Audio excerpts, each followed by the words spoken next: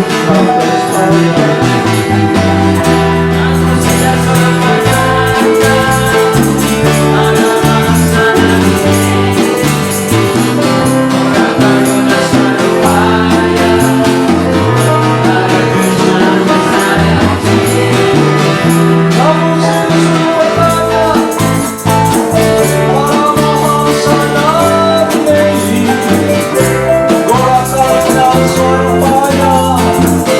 Radha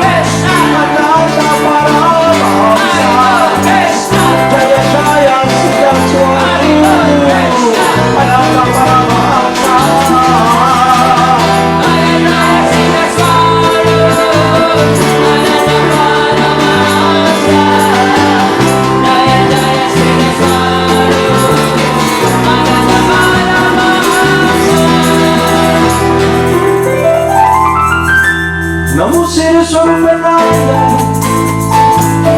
Paramahamsa Nande, Krsna,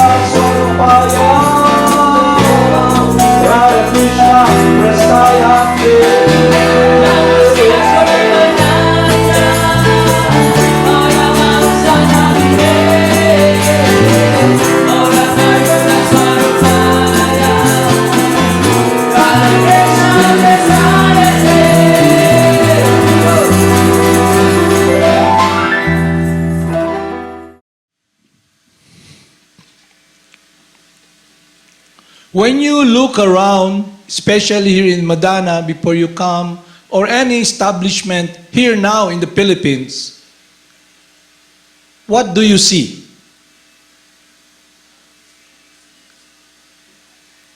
It tells you, attention, you know, there are different guidance how to be protected from what? From this pandemic virus that will and can kill your body. So you look around, one of the protocol for protection is wearing a mask. Wearing a mask. The other one, if you come to Madana Mohana Academy, is wash your hands 20 seconds with soap, and when you come in, you put alcohol to sterilize and kill the virus. And the protocol is that distancing. So it's all about protection. From what? From death. Okay? From death. So the subject matter we will discuss today is how we can be protected with our life, our love, me, the person. How can I really be protected?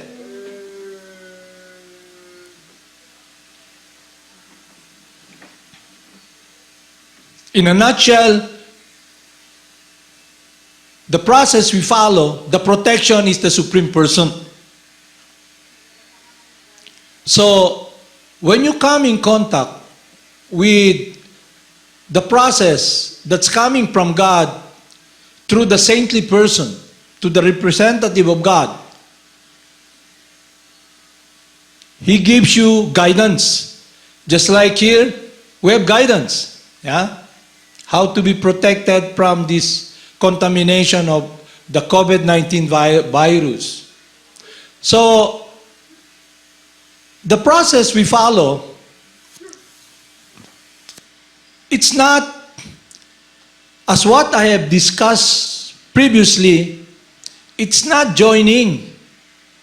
It is not following someone because people are telling, oh, externally, this person is spiritually advanced. That is not our process.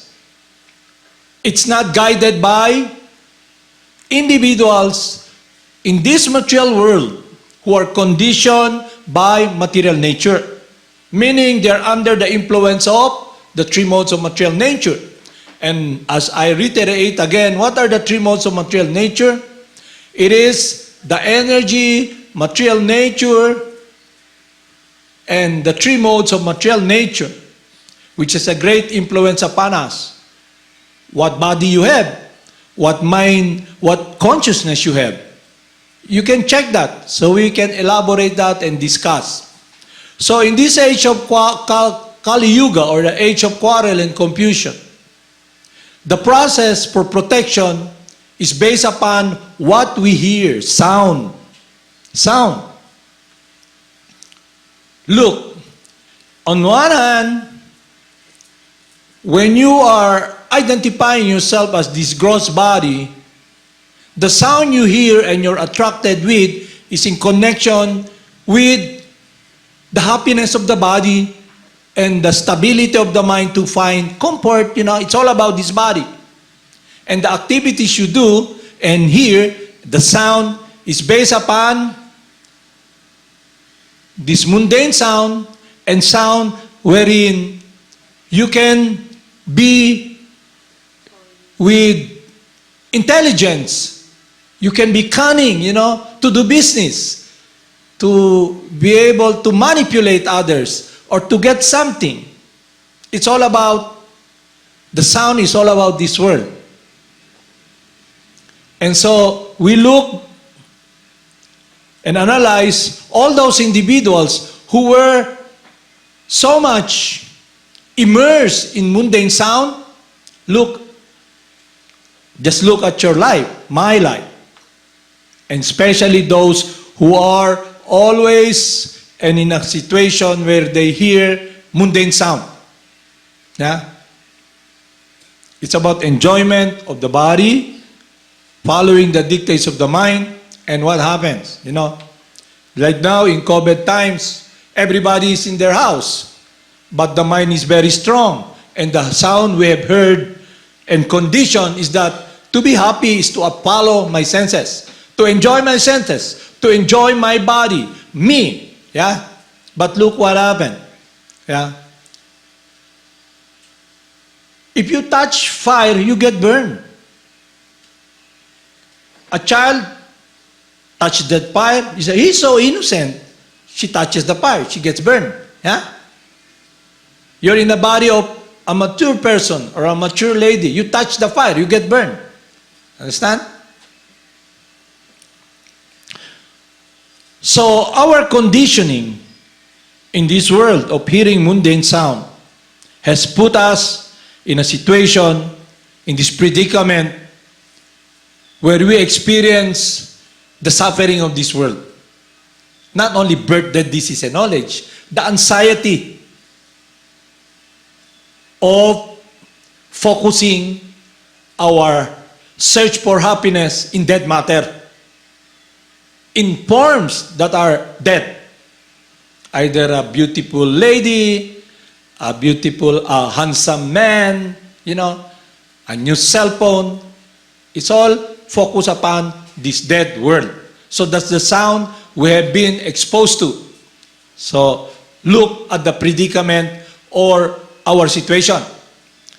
So now, why do you go to someone to take wherein you want protection? For example, to be very clear, why do you go to church? Why do you go to the place of worship? Why do you go? You ask for something to be protected. Now, different individuals in different consciousness will be asking differently. Yeah? But if someone who is in false bodily identification, who has been conditioned to identify himself as the body, he will be asking for the protection of his field of activity, this body, and what he can get. Okay? But in that pursuit, in using the body, with the time that is allotted to us, we experience so many untoward incidents. Like, for example, what we have heard from the news. It's important because what we hear, most of us hear from the news, even from stations who have been closed by the government, and now in YouTube, they have they're projecting something, and it's about sound. Yeah? That's how they earn. That's how they do the living. The living dead use dead sound supposedly to live. And what is the subject matter they always discuss? It's about the horrible experience in this world.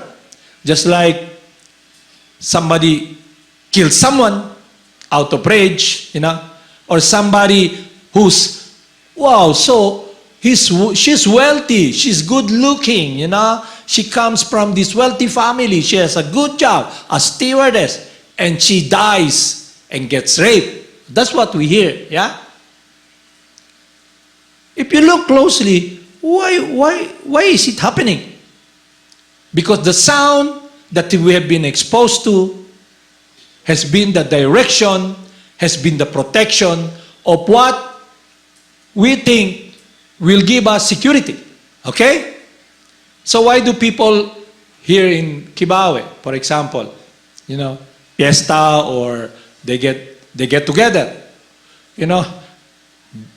video keder, all of them singing, They're searching for happiness, protection, to fulfill what they think is lacking.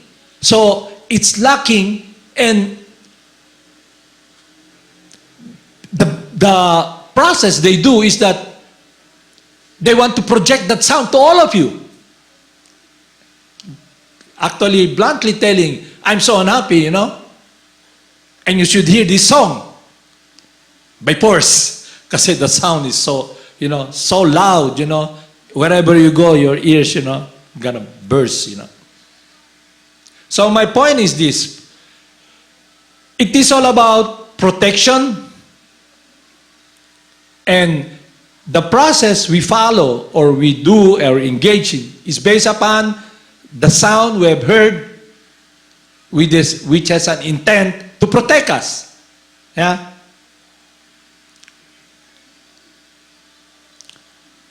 On the other hand, there is sound, but it's connected with life, because that sound is omnipotent, all-powerful, self-sufficient, non-different from God.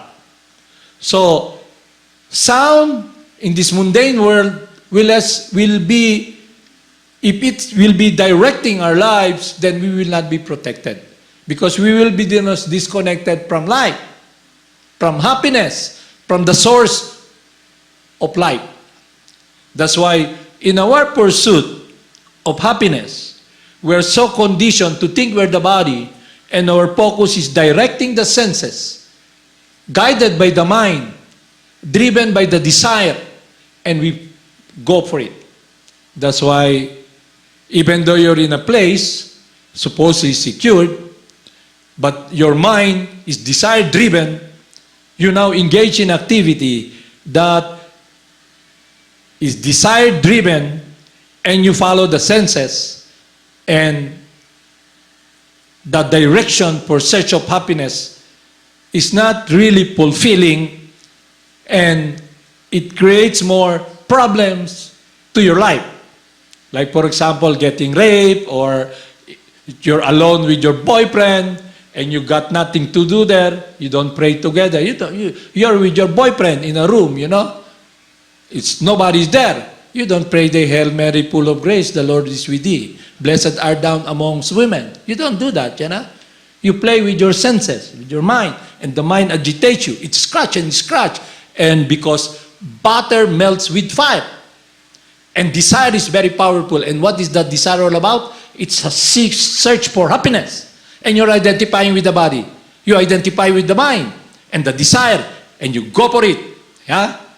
So, but you have heard there is protection. Protection from what? You look around, they call it safe, it's condom. So when you engage your senses, the girl doesn't get pregnant. Or if you engage in promiscuous activities with all those individuals, or you might wonder, you go to the prostitution and, there's already, they give you condom to protect you from AIDS. It's all about protection. What is that protection all about? Responsibility. Because if you get pregnant, you have to raise a child. And your attitude is me.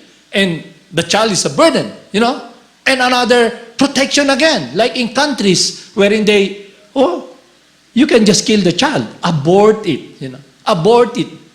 Or in short, murder it, So the more you hear material sound, the more you get muddled and you sink into oblivion. You go crazy. But the sound that is coming from God has a different effect. So I'll read the effect. Because the process we do is yoga sound. Yoga means union with God. Yoga sound. Yoga sound that is connected with the will of God.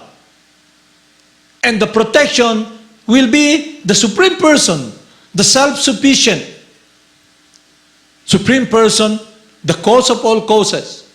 And what will that protection be? All of you here, let's not talk about high sounding words. No. All of us want to experience love, to render service. You know, to render service. To experience this affection. And someone comes who is the representative of God, connects us with that affection, with that love, with life. Because we are so conditioned of false identification, we try to project and search and fulfill that longing for love to satisfy it in the material dimension. And it's all about focusing upon someone who is in the body and focusing upon ourselves, but we're not self-sufficient. That person is not self-sufficient. So we end up frustrated. So why do we get so confused? Because of our sense perception, especially the sound we hear. The sound we hear. The sound, either it cuts you or it cuts the knot that shackles you. Okay? So if you hear mundane sound every day, you know, every day, sound not just like the songs, sound that has an intent to get something in this world, to be secured in this world, like, in short, money. Because money is synonymous with accumulating or having power to control, to manipulate. If that is the sound you're focusing, then it will be very hard for a person to experience transcendental experience of being not touched by this world. Because the venue, this body, and the activities we do entangles us. So sound, yoga sound, is connected with the eternal transcendental pastimes and activities of the Supreme Person, and it's connected with the relationship of loving the Supreme Person. Because by nature, we will our true transcendental nature that is inseparable from us, we will always be loving, serving. But with ignorance, it will be directed upon this world. So when we have this wisdom, we can know now how to take care of this body and how to relate to other living entities. You don't relate to your loved ones as someone you can use or portray that you are the ones that they're gonna surrender to and you can protect them. But rather, you can see now and understand the truth when you come in contact with this wisdom coming from God through the instructing spiritual master. All the scriptures will be the basis, especially Bhagavad Gita as it is, Srimad Bhagavatam, Chaitanya Charitamrita, and also the teachings of the bona fide spiritual master who is able to present the teachings in this time and space according to the situation, that is able to pass on the science so we can be adapting it and applying it in our life to help us in our progress to do the will of God. So when Lord Krsna tells us, He comes here to establish religion. 5,000 years ago, Lord Krsna appeared on this planet, coming down with all His associates in Vrindavan to invite us, to show us the transcendental world. But how to enter that world? If we're hearing mundane sound, we cannot see, we cannot enter that world. Because we will be focusing our life, our intent, our meditation, search for happiness in this finite world. And you may ask this question, how is it achievable? And who have achieved it? That's the question now. So, in this age of Kali Yuga, Lord Krishna, the Supreme Person, descends as the holy names, non-different from God, to purify us. Because we are so much engrossed and encumbered with this mundane sound that we are blinded by what? By lust. The desire to find fulfillment, to find happiness, to find love. When a person becomes covered by the three modes of material energy and try to do his own will because he's not all-powerful, his sense perception, his contemplation will be upon trying to control. Trying to control. But we are not the supreme controller. So that's a problem. So it's a science we must understand. What is our situation actually? We want to be protected, and what we see here is to protect the body. Just to protect the body. There's no problem about that. But to protect the body and to think that you're gonna live in this body eternally, then it is ignorance. Because you will leave this body inevitably when time comes. When one is born here, surely death is certain. And this world is continually moving. All the energies that are here are transforming into different forms. As just what we can see in our study program, you were once in a baby body, a young boy's body, a young man's body, in a middle-aged body. Now I am in this old man's body. Sooner or later, I have to leave this body. Yeah? So, you must become aware. What is protection? Where can happiness be found? What is real refuge? And that is based upon the wisdom that will guide us. And what is that wisdom all about? It is about our eternality. That we are eternally the spirit, soul, life, a different energy from matter. And we are eternally the loving servant of God. That's why we want protection. We are not all powerful. We're always looking for protection. Yeah? And the process, when we follow the will of God, when we are protected by this transcendental sound, we can experience now ananda or bliss. And what is that bliss? It is when our heart, our life is in harmony with the will of God, the cause of all causes, the supreme purifier, the source of happiness, the source of joy. When Lord Krishna tells us in Bhagavad Gita, just surrender unto me and I'll protect you. Abandon all varieties of religion. To those who are constantly devoted to me, I give them the understanding by which they can come to me. So that's the point now, understanding. If we're so focused in hearing mundane sound, it will not purify us. You know? It's like fuel. You add more fuel to the fire. No? It gets bigger and bigger and bigger, engulfs you.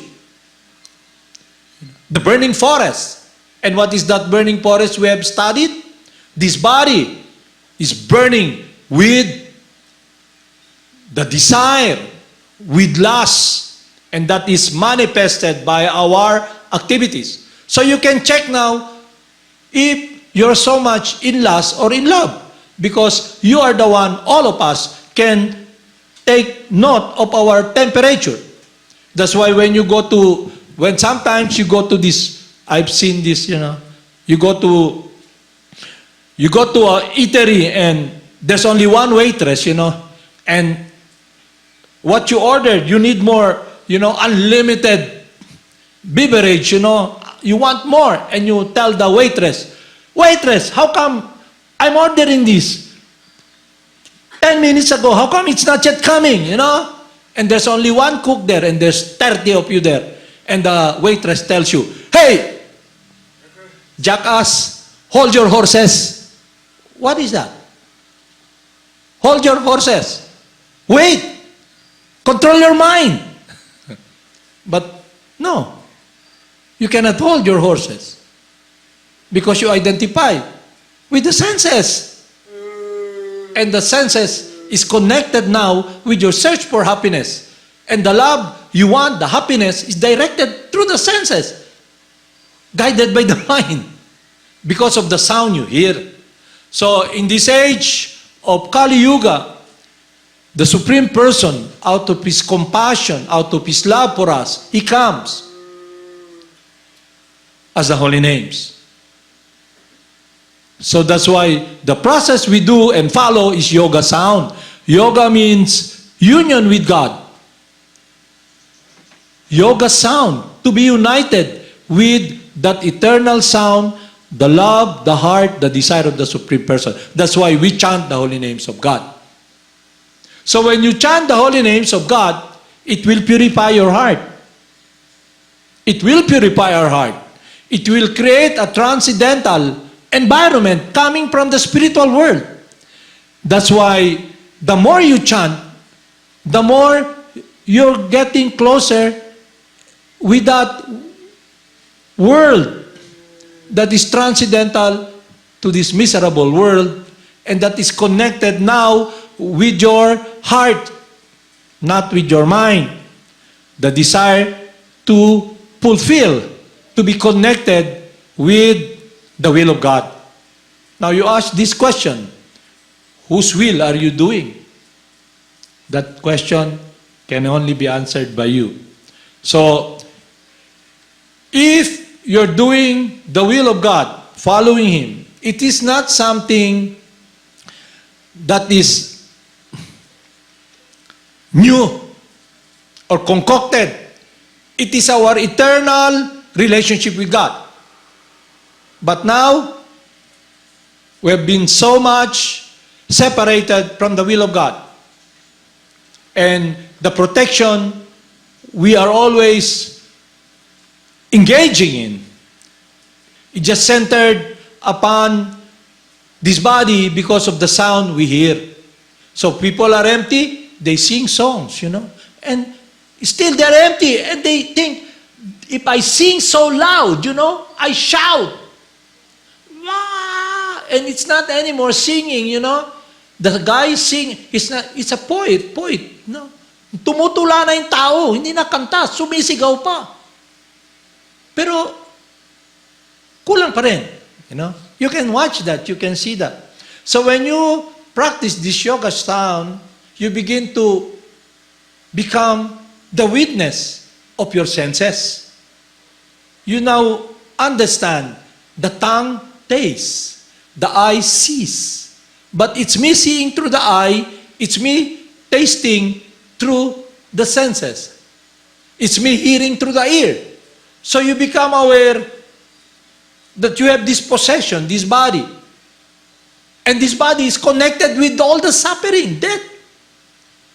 And no matter how much you try to follow the dictates of the senses, you're never fulfilled. You're never fulfilled because it's a different energy. So the sound, Krishna, Hare Krishna, Krishna Krishna, Hare Hare, Hare Rama, Rama Rama, Hare Hare, is not different from God. Lord Chaitanya Himself, the Supreme Person who comes here to teach us and gives these teachings that is ongoing on eternally. It is about the glories of the holy names. That's sound that Maharaj Pariksit, as we have discussed, protected him because it gives him enthusiasm to be meditating upon life, upon love. That's why in this world, if your consciousness is that you think everybody, like, for example, a young girl, she looks for someone who's handsome physically, yeah?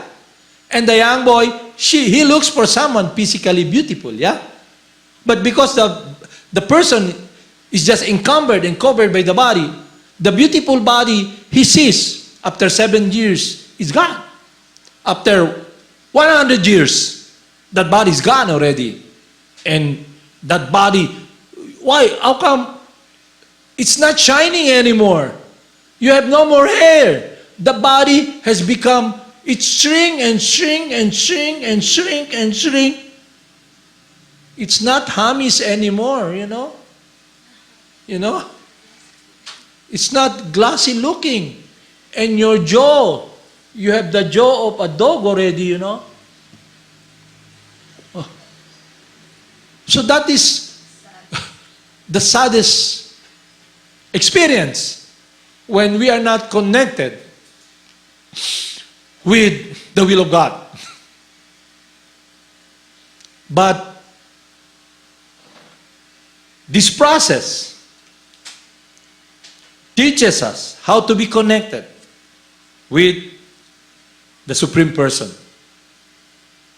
So I'll read here the mission of Lord Chaitanya. Glory to the Sri Sankirtan movement, glory to Sri Krishna Sankirtan, which cleanses the heart of all the dust accumulated for years together. What is Sankirtan? It's the glorification of God's name. So we are brought in a Christian country.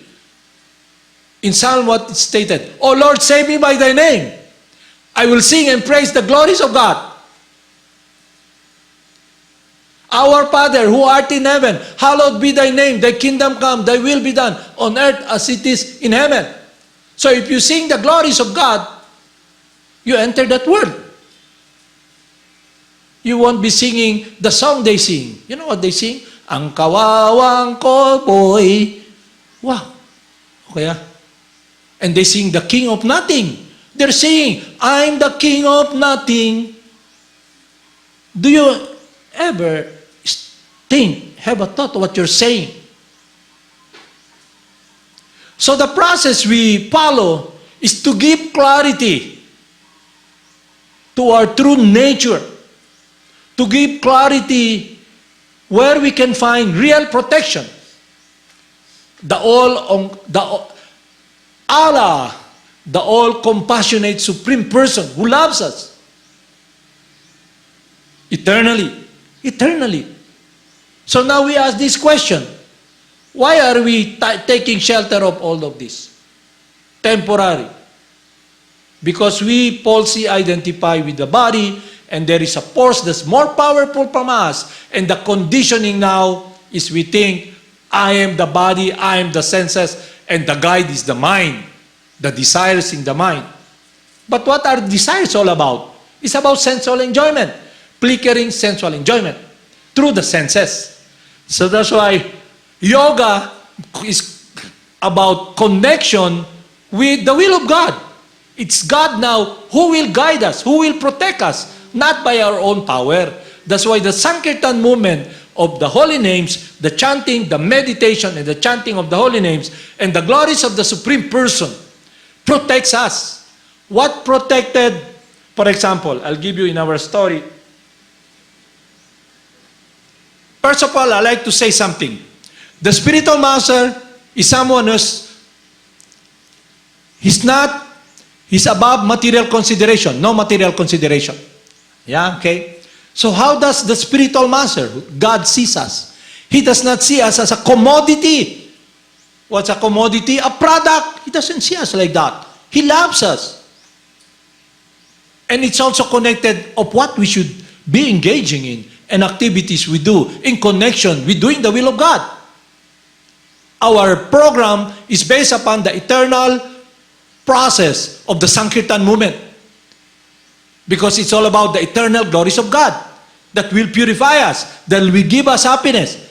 And then when you chant the holy names of God through practicing this yoga sound, the Hare Krishna Maha Mantra, and when Lord Krishna tells us, Lord Chaitanya, he tells us, O my Lord, your holy names alone can render all benediction upon the living entities. Therefore, you have hundreds and millions of names like Krishna, Govinda, Rama, etc. And in all these transcendental names, you have invested all your transcendental powers. You have come easily to me, but unfortunate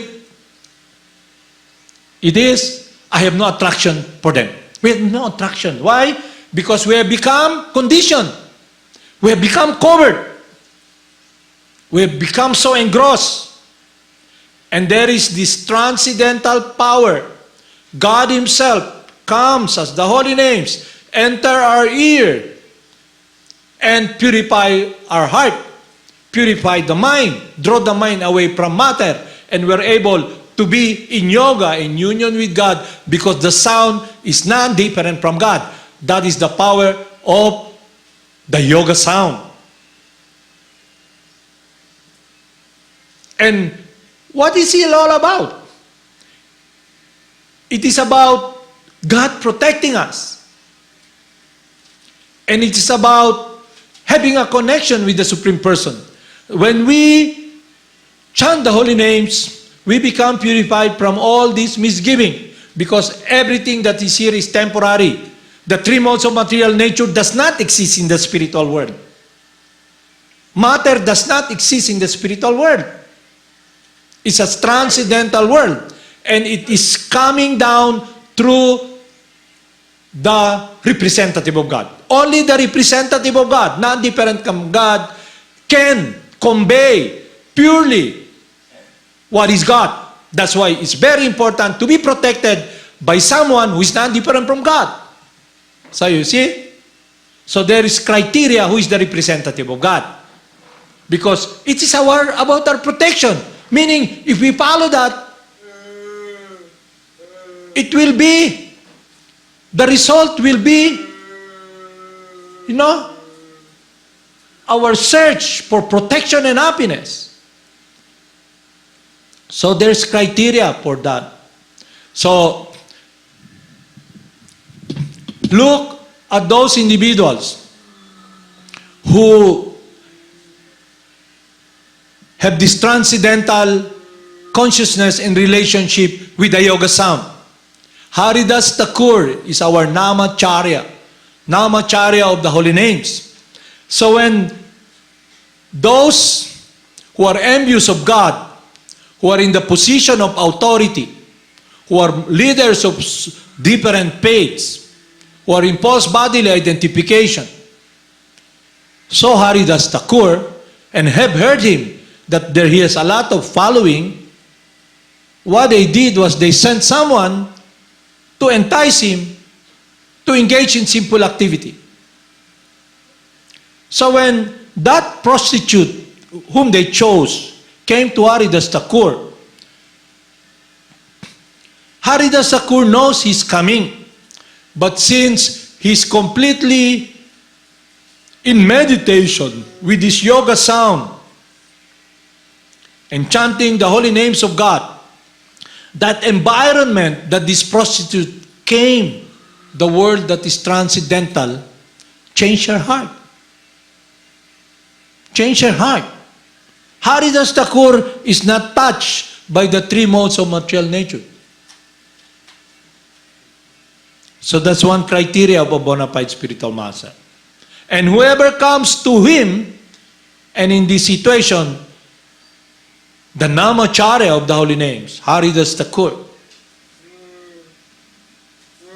that person who came in contact and hearing the yoga sound is able to come to the point of taking shelter of God, to be in connection with God's compassion and care and protection. So that is what we should be watching. Whom will we follow? And seemingly, we should be not critical, but be analytical, that our consciousness, our trust, what we hear, and what we accept should be based upon our protection. And what is that protection? Number one, Scriptures, the Holy Scriptures, the Vedas, Bhagavad Gita, the Song of God, Srimad Bhagavatam, what saved, what protected, Maharaj Pariksit. The bona fide spiritual master, who is a representative of God.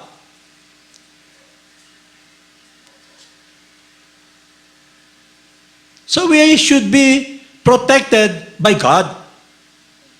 So when we come here, we should not, because all of us, in the beginning, we're neophytes. We don't know, we cannot see God, but we know God exists in the temple. We don't see someone who's innocent. We don't see someone who is envious of God. Meaning, we're on the lower stage. And our interest, our intent, as what we have described, the poor individuals who are all, in a way, fruitive workers. They want something, because they go to God for something, fruitive workers. So when we come in contact with this process, there's this tinge of being fruitive. And when we come, there's nothing wrong with that, but that is not pure love of God, unconditional pure love of God. So when we come, we want something from God. And when we engage in activities that is given to us, because of our identification with this body, we feel it's so hard, I don't think this spiritual life, because for so long, you've been servant of the horses. You've been servant of the mind. You're desire-driven. We're all desire-driven. And when we go to God with this misconception of what we want for protection, we want money because we're very poor. We don't want to get disturbed. We're always in distress, We're curious. There's a story saying, curiosity kills the cat. Diba? The cat has 9 lives, that's what they say. But curiosity kills the cat. If you're curious about what will kill you in the wrong direction. So we are very safe because the process we're receiving, we have check and balance. Scriptures, the Lord within the heart, and the spiritual master. So, back to the point now. It's your life. It's my life. So, meaning, I should make effort to purify my heart, my mind, the senses, and all what I have to do is let God be the driver of my life. Just like Lord Jesus Christ.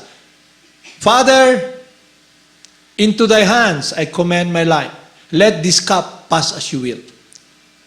What Krsna wants? So you ask this question amongst yourself. Is what you're doing the will of God?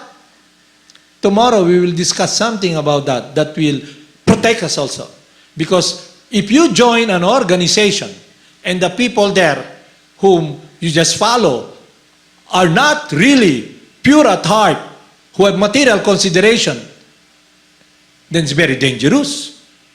Because they portray something. They're saying, because they joined, they got it made. And you also will have this misconception, if I join the group, I have me, No, that is not our process. Our process is the purificatory process. You do the work. Nobody will do that for you. But if you join the organization, you got it made. I'm member of the group. Hallelujah, brother. Raise your hand. You're born again. That's not true. Buntot mo, hila mo. Kung may buntot ka. Kung may pangil ka, ikaw kakagat. Kung may sungay ka, ikaw lulukdo.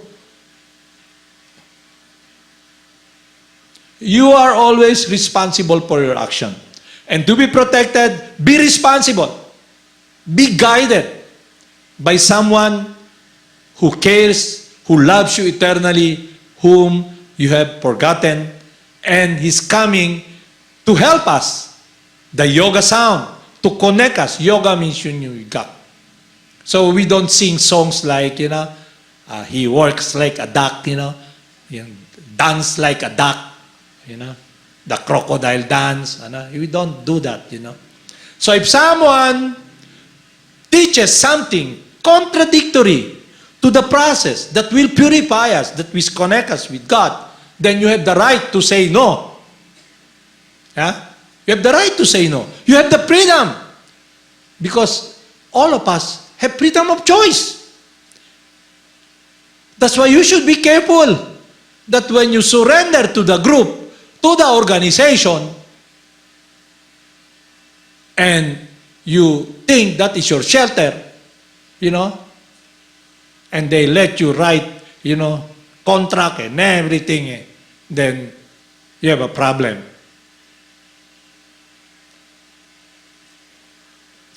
So we will discuss that subject matter tomorrow. In a nutshell, I like to recap something. Number one, sound can protect us, or sound can imprison us. So, if we hear mundane sound, we become imprisoned in this world of death. If we hear mundane sound, we have no shelter and refuge because everything here is continually moving. All the molecules and atoms are continually moving. The building blocks. If you hear mundane sound and you just sing this song, I, me, mine, I, me, mine, I, me, mine, then even the body, you think, I, me, mine, you're gonna leave the body. I, me, mine, you are holding up all the wealth, the titles, the organization, the CEO, the followers, I, me, mine. You leave the body, you leave everything behind. Or they leave you, they die. What's the value? That is not real protection, that is not real refuge. So that's what we are discussing it. What is real refuge? It is about our eternal, transcendental nature, our eternal, transcendental position and function to be connected with the will of God. And it is achievable because all those who follow this yoga sound have achieved and have been protected by simply putting themselves in that environment of God, the holy names. Because Krsna is non-different from his holy names. The supreme protector, the supreme Lord, the Lord of love, the self-sufficient supreme person. And I'll read here the prayer of the creator of this universe, Lord Brahma, the spiritual master of Narada Muni, who created everything here. You see all the flowers here? You see the different bodies? It's created by Lord Brahma. So Lord Brahma, when he was asked by his disciple Narada Muni, and asked, my dear father, my dear spiritual master, you're praying, who is that person you're worshiping? Who's that person?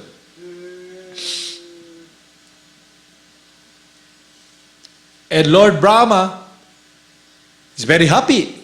You're very happy. Not this idea that you experience when you ask someone, magtanong lang po, Ma'am, can I ask you one thing? Yes, yes. And, I've been to, when you're under investigation, you go to the police, you go there. There's two people, there are individuals there, the good cop and the bad cop. The bad cop will tell you, you'll here be forever, you're gonna be in jail. No way out if you don't tell the truth. Yeah? And the other, he comes, what do you need? I'll order some coffee and some pizza, burger, and try to discuss you amiably, fatherly, and try to placate you, condensing, parang kondensada ba, na matamis, and you begin to take shelter of him, the good cop and the bad cop, so you're gonna reveal your whatever crime you did, even though you're gonna reveal your mind. So that's my point. So when we come in contact with this process, the spiritual master in this world passes on this science through a system. The media, they have centers. So it means individuals who have different tendencies to do activities can be connecting their time and energy in serving God. But don't misconstrue it, that surrender to these people or surrender to the institution or the organization is what we should be doing. Because we are advised by Saint Prabhupada, surrender to someone who has no material consideration. So when you come to an organization, you can ask questions. Not arrogantly, but you can ask, like, Ma'am, the process we're doing or what you have passed on, is it really the will of God or what the scripture tells?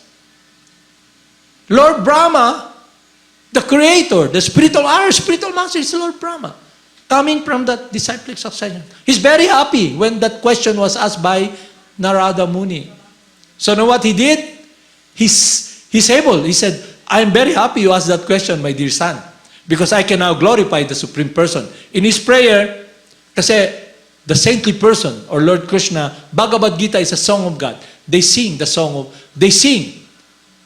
You see, they sing. It's melodious. So the song goes like this. Govinda Madipursam Tamaham Bhajami. So, many prayers, and one of the prayers is this. The Supreme Personality of God, because you want to know God. You want to know Allah. So this is the description of Allah. The Supreme Personality of God is Krishna. Krishna is all attractive. It's a definition. It is an address to Allah, who is the cause of all causes. Attractive. Why is He so attractive? Because He's all-powerful, He's omnipotent, He's the cause of all causes, He's our eternal friend. He loves us unconditionally. We call Him Krishna. Understand? Or some people call Him Jehovah, the Almighty. Because individuals have different relationship with God and how they want to serve God according to their natural spiritual tendencies. And also, in this world, the spiritual master can guide individuals like us to be connected with our tendencies under the three modes of material nature. That we'll discuss more in our study program. So back to the point I like to discuss is when Lord Brahma was asked by Narada Muni, he did not get angry. And he said, the Supreme Personality of God is Krishna. Pronounced Krishna. He has an eternal, blissful, spiritual body. He's the origin of all. He has no other origin. And He is the prime cause of all causes. He's the cause of all causes. He has inconceivable potency. What is the meaning of inconceivable? Beyond our senses. Beyond our limited senses. But because He is a person, He can come to us. He can make the choice, and you as individuals can also make a choice to follow Him or not follow Him. That is your freedom. So when you come in contact with an organization, and these people there, they think, this is a spiritual word. And when they don't wanna, they do something in their service, and they want to control everybody else according, and put them in the box according to what they think will be their control, actually. Their world. And you ask this question, Ma'am, is what you're doing the will of God? Immediately, there's anger manifested, So you can check. You have the freedom to say no. Just like when a person is even in this world, di ba? If the policeman catch you, hold you, I'll arrest you. You have the right to remain silent. Anything you say can be used against you in the court of law. You may have a lawyer. So it means you have freedom. Yeah? They arrest you, but you have the freedom not to say anything. You have the freedom to get a lawyer. So in spiritual life, it's also like that. And the freedom is to be in harmony with the will of God that is transcendental. And what is that will all about? It's about love. So what is love all about? What is the fruit of love? Compassion, care.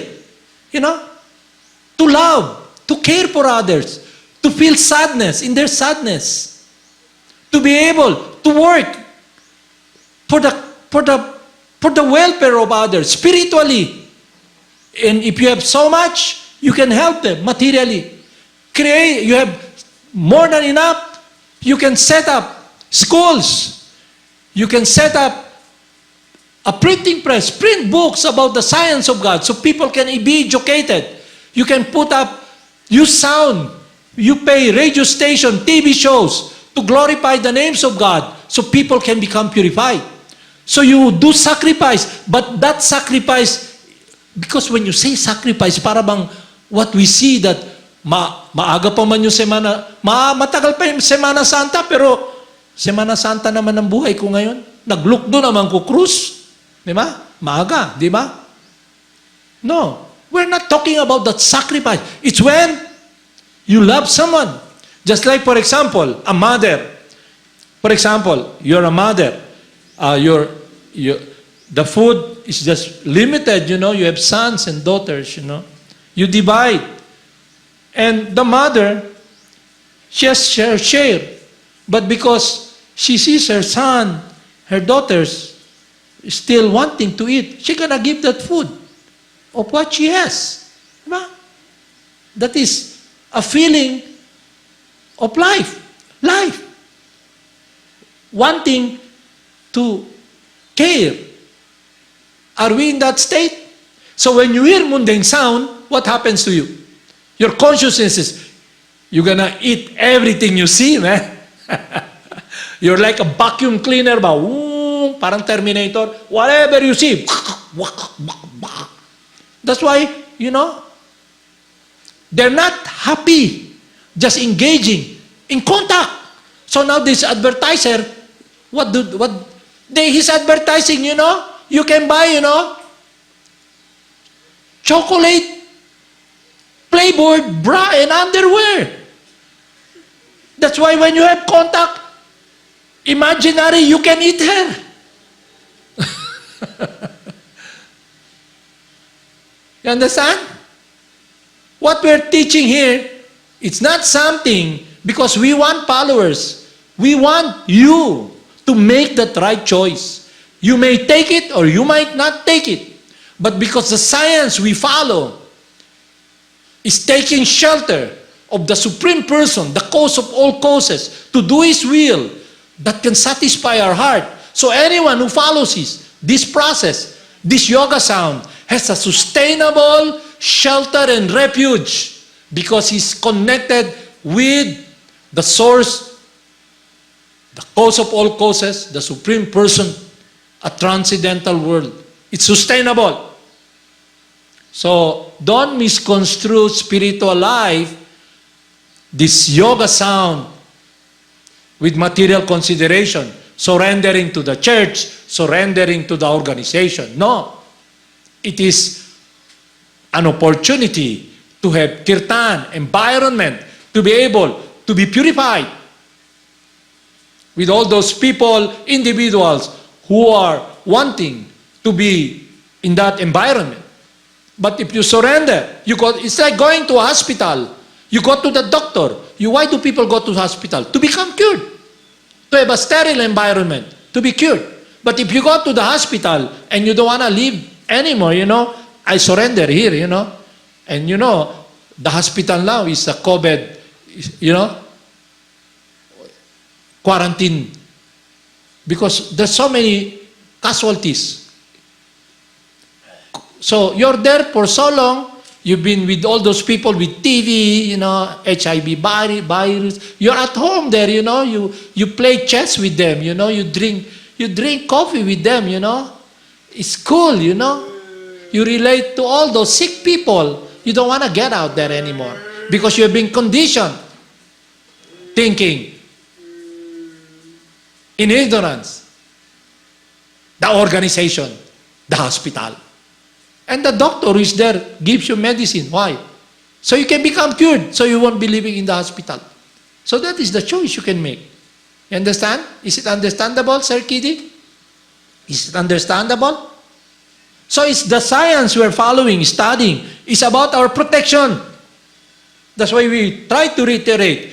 Because in Kali Yuga, our lives in this body is very short. Remembrance is very short. Remembrance, you know. That's why you know how they do. For example, what happened 3 weeks ago, it's history already, di ba? You forget about it, di ba? So we must be protected to be always conscious in loving remembrance under the protection of the yoga sound. Haribol, namaste.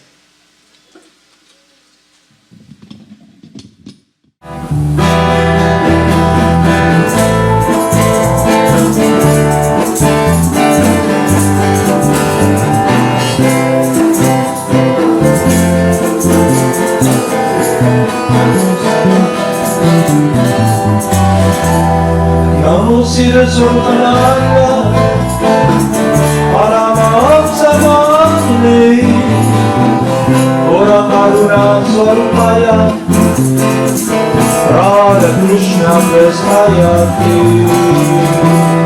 Siddhaswarupananda, Paramahamsa Madana, Ora Karuna Swarupaya, Radha Krishna Prestayate. Namo Siddhaswarupananda, Paramahamsa Madana, Ora Karuna Swarupaya, Radha Krishna Prestayate.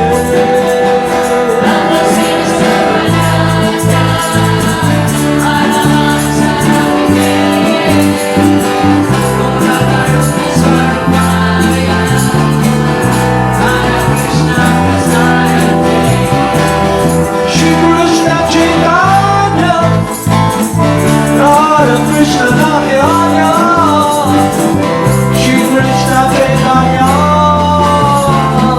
Radha Krishna Nahaya.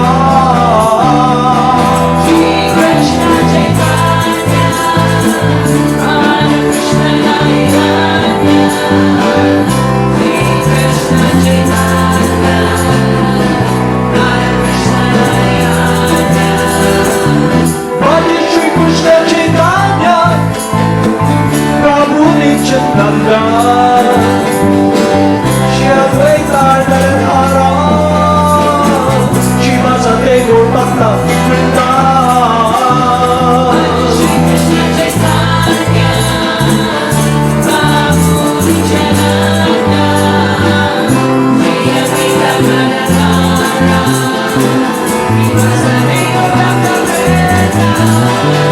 Gopala Govinda Rama,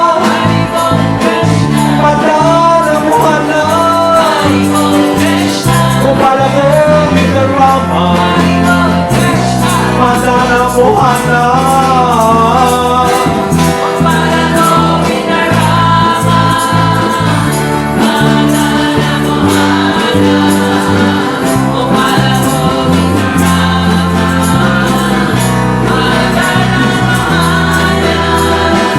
Gopala Govinda Rama, Madana Mohana, Gopala Govinda Rama, Madana Mohana.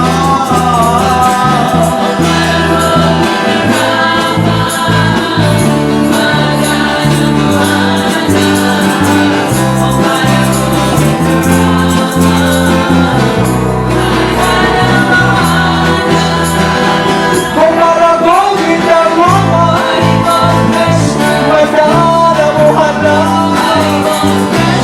Gopala Govinda Rama, Madana Mohana.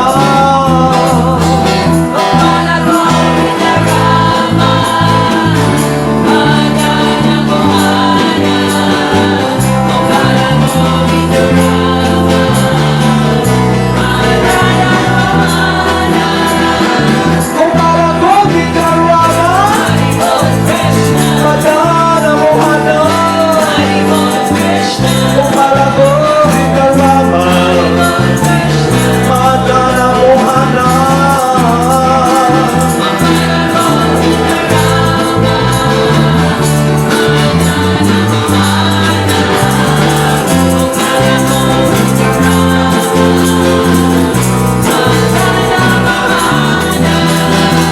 Gopala Govinda Rama, Madana Mohana, Gopala Govinda Rama, Madana Mohana.